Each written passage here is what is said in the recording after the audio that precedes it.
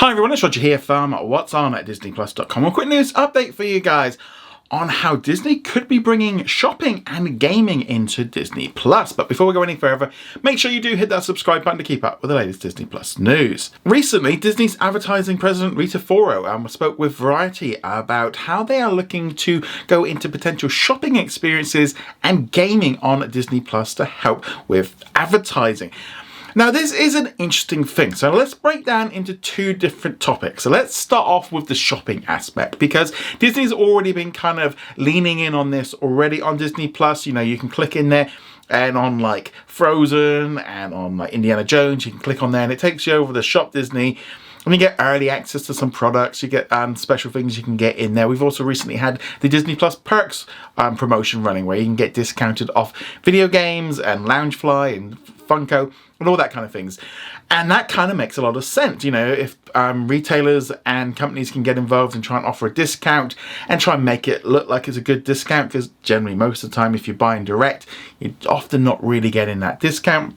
But I think this is something that they could work with, not necessarily just for Shop Disney, but also for other retailers. You know, I could imagine, you know, if they're selling the latest Star Wars action figure, you know, why not do a link to Pulse with Hasbro's own website? You know, why do they do things like that? But more importantly, I think this also opens up other options. For example, with the ads tier, maybe there's a QR code or a link and you click on it and then it takes you to the website. And especially if you're on your browser, that makes a little bit more sense. Or just along those lines of just trying to have more interaction with shopping. And maybe even they just be, you know, maybe you can just shop within the app itself, either on your device. I mean, it's on a mobile phone, it kind of makes it a lot easier just to kind of click to it. But obviously, if you're watching it on your big TV, you know, maybe they can do something like that. But, you know, maybe they even have a store built into the app. Who knows? I mean, they're all making very big changes and stuff. I'm sure Amazon would love to do that as well. But yeah, shopping is a big aspect, and I think they definitely know that there's a way that they can kind of utilize that and make some money. But let's now talk about video games and gaming, because this is a whole area that I think, you know, deserves kind of going into a little bit more detail. I am a video gamer. I have been playing video games for, well, a long time. Yes, and I like playing games, and Disney have made a ton of games over the years, some fantastic ones, some not so great ones, and I think the idea of getting into gaming is something that's very interesting. Now, they have been in and out of gaming in the past. You know, they've had studios, they've sold studios, they've bought more studios, they've sold those studios. At the minute, they're pretty much just licensing out to different companies, and they're all off making different games and so on. And I would say in some way that those games generally are better, because Disney aren't doing it themselves. They're getting people in to do fantastic work. Successful games continue to run, and unsuccessful games just kind of get cancelled.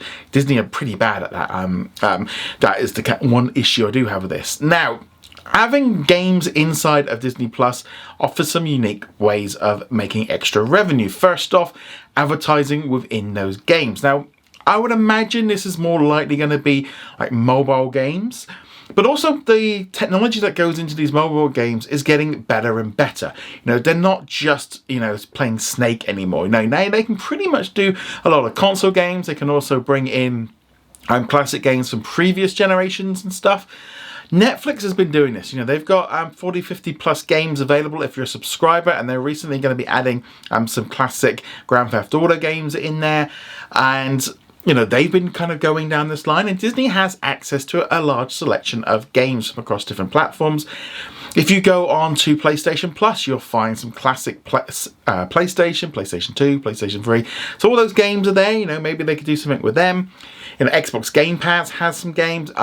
Even Apple Arcade has a number of games, including they're going to be adding the new Dream Valley game. So that one's been really popular. They've got like Speedstorm racing game. They're also in Fortnite and all these kind of things. So it's not like they're coming into this and Disney aren't used to gaming. Now, whether or not you're going to have a tab in there for games, or whether it's just in your app and then it's a separate thing. But again, all this is about engagement, trying to keep people engaged in Disney Plus, trying to keep you subscribed. If you have some games included in there and you are playing, then maybe you might be less inclined to unsubscribe because you're playing that game on your phone or maybe on your device. And maybe your kids are playing it, and maybe they're playing like Frozen Freefall, or they're playing Where's My Water, or, you know, something along those lines. they can develop games that maybe are less mobile, like currency things, and more about getting you to continue to play, and you have adverts in them. That's one way of doing it. But I definitely feel gaming is an area that would be interesting for them to explore a little bit.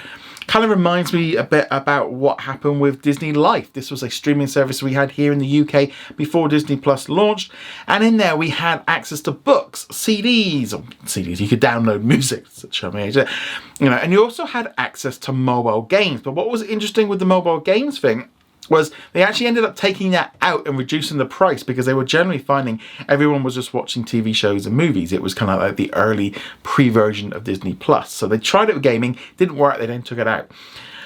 So I don't know, I mean, it definitely could help kind of offer more value. It kind of reminds me about what we heard a few years ago from Bob Chapek, who was trying to create like a Disney Plus Prime, where you had all these different things in there, part of the metaverse, and maybe offering some games in Disney Plus would help keep people engaged. Like I said, Netflix are doing it, so this is not like it's not already happening. It's already going on.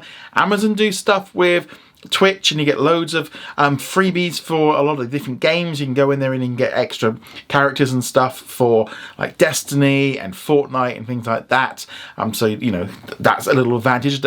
So there's definitely, we've seen stuff like this. Now, whether or not anything of this comes to light, I don't know. Maybe it's just pie in the sky things. Maybe they're going to be trying to get some more advertising.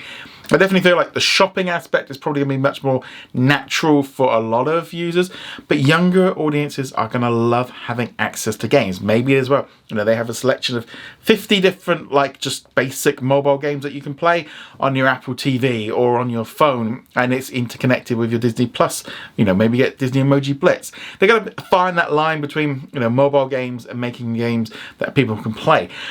Yeah, I definitely wouldn't count this out. This is something that would be very interesting to see where they go. I like the idea of it as a gamer and as someone that likes mobile games and stuff. I don't play as many as I used to. Currently I'm playing Magic the Gathering Arena. That's my kind of current mobile phone game that I'm playing. But yeah, it's kind of fun to see all these different kind of things coming together. But what do you think? Do you think they should do gaming, or do they just keep to having Disney Plus for just being videos and keep it separate? I mean, if they want to incorporate Marvel Unlimited in there, maybe that's something else that they could kind of do, but that's just a whole other idea. But again, this is all down for marketing. We're going to be finding out more in January, when Disney are going to be making a presentation at the CES event in Las Vegas. So this could be interesting. They're primarily at the moment focused on this advertising aspect, but gaming being mold. I mean, there's been lots of talk of Disney maybe trying to buy out some studios. EA's been brought up. Not that I think they can afford it. But yeah, I don't know. I'm very interested to see how all this comes together, but let us know. Do you think this is a good idea, a bad idea? Love to hear your thoughts on that in the comments below. Remember to go check us out over at what's on at disneyplus.com. Like, follow, and subscribe, and I shall see you guys soon. Laters.